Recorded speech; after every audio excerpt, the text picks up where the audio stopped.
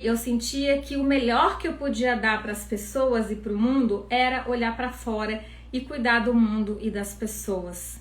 40 e poucos anos da minha vida, eu acreditei que cuidar do outro e não olhar para mim, olhar prioritariamente para o outro, seria o melhor que eu podia fazer pelas pessoas. Não só na minha missão de médica, tá, gente?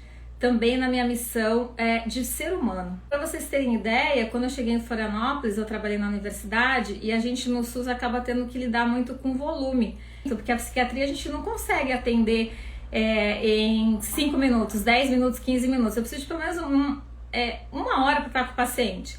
O que eu fazia? Eu não almoçava, eu não tomava água. Eu pensava assim, meu Deus, tanta gente com depressão, com risco de suicídio, com problemas psiquiátricos graves, imagina que eu vou tomar água e eu vou comer, almoçar? Não, isso é muito pequeno perto do que as outras pessoas estão precisando.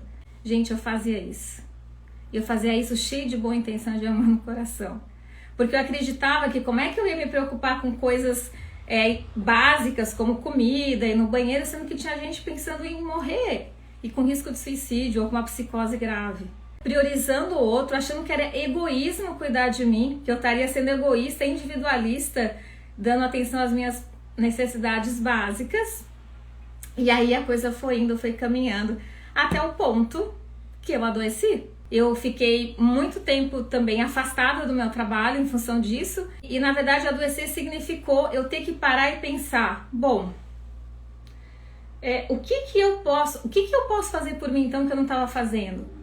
O que é aquilo que somente eu posso fazer para mim, que na verdade eu preciso fazer até para continuar cuidando dos outros, até para estar com os outros?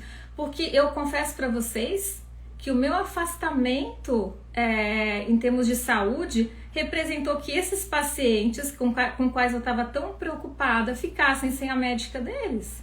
Eu gerei uma situação em que, a partir do meu adoecimento, o meu cuidado com esses pacientes que estava tão extremo ficou zero. E aí eu tive que cuidar de mim, eu tive que rever muitas coisas da minha vida, eu tive que justamente me perguntar, bom, então o que será que eu preciso fazer por mim? E aí realmente, quando eu me dei conta do que eu estava fazendo e do que eu falava para meus pacientes fazerem, eu cheguei num ponto que é o ponto que promove uma quebra, porque não se sustenta, que é o seguinte: eu estava fazendo para as pessoas o quê? Eu estava dizendo para elas, na verdade, assim: faça o que eu falo, mas não faça o que eu faço. Porque eu falava para meus pacientes, olha, você precisa se cuidar, você precisa se alimentar bem, cuidar de você, você precisa tomar água, fazer exercício físico. Meu exercício físico, luxo total na minha vida. Nem cogitava essa possibilidade. Então, esse faço o que eu falo, mas não faço o que eu faço, seja para os pacientes, seja para os filhos de vocês, seja para os amigos de vocês, seja para o marido de vocês ou para a esposa, ele em algum momento vai quebrar. Porque, na verdade, é um comportamento que não consegue se sustentar. É baseado numa incoerência. E, na verdade, você não está inspirando ninguém. Porque a pessoa, você se torna alguém que não inspira, porque você está falando de uma teoria. Você não está falando de uma prática do que você faz com você.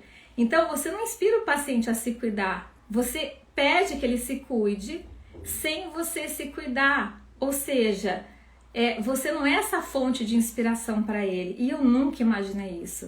O que eu imaginava? Que nos meus bastidores ele não sabia o que eu fazia, enfim, e que eu estava fazendo porque eu não era egoísta. E eu estava pensando mais nele do que em mim mesma. Então, gente, eu já vou dando esse gancho para vocês de que muitas coisas a gente faz na vida com muito amor e boa intenção e o resultado não é bom. E quando eu adoeci, eu me deparei com o resultado do que eu estava fazendo. Então, eu gostaria que vocês pensassem agora e refletissem um pouquinho. O que vocês estão fazendo na vida de vocês que faça o que eu falo, mas não faça o que eu faço? No seu mais íntimo. E aí pode ser um ponto para vocês chegarem em termos do que está precisando ser visto para que vocês evitem a quebra ou se regenerem da quebra que vocês estão nesse momento.